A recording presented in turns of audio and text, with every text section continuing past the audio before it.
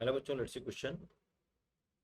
A vessel contains two immiscible liquids of density rho 1 and rho 2 and a volume of solid is 10 power minus 3 meter cube.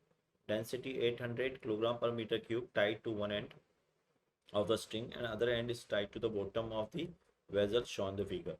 The block immerses 3/5 of its volume in liquid of lower density. The entire system is kept in elevator which is moving upwards with an acceleration g by 2. Find the tension in the string. ये tension निकालना है. तो बच्चों की concept क्या हो गया? की कॉन्सेप्ट हो गया आपके पास थ्रस्ट फोर्स. अब thrust force into immiscible liquids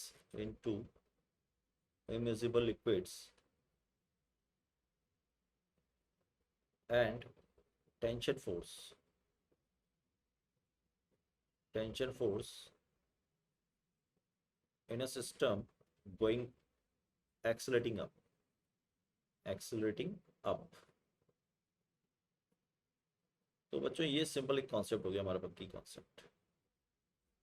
ठीक है, दिस इज आ की कॉन्सेप्ट. तो यहां से अगर अपन देखें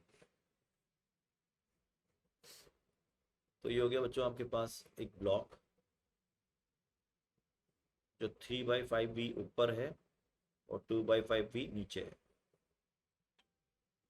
और ये पूरा सिस्टम जो है वो ऊपर जा रहा है किसी एक्सेलरेशन से जो कि g/2 है. g/2 ρ1 जो है वो छोटा है ρ2 से.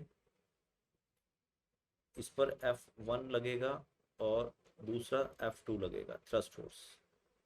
इस पर नीचे जो लगेगा mg लगेगा और नीचे एक स्यूडो फोर्स लगेगा ma और टेंशन लगेगी नीचे T. तो विद एलिवेटर फ्रेम में अगर बात करूं, विद एलिवेटर फ्रेम हम बोल सकते हैं लॉ ऑफ इक्विलिब्रियम. ऊपर कौन कौन लग रहे हैं? F1 plus F2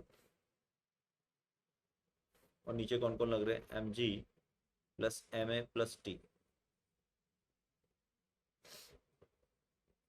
F1 plus F2 कितना हो जाएगा? 3/5 V into ρ1 into a plus g plus F2 2/5 V ρ2 into a plus g. अब ये a g/2 है तो हो गया 3mg/2 t, क्योंकि a बराबर g/2 है आपका दे रखा है यहाँ एक्सेलरेशन. तो अगर अपन यहाँ सॉल्व करें इसको तो ये हो गया 3/5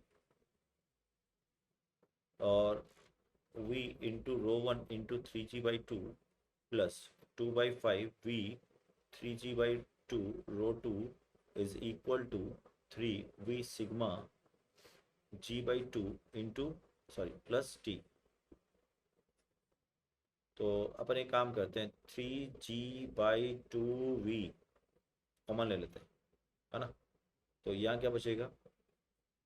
ρ1 3 ρ1/5 ρ1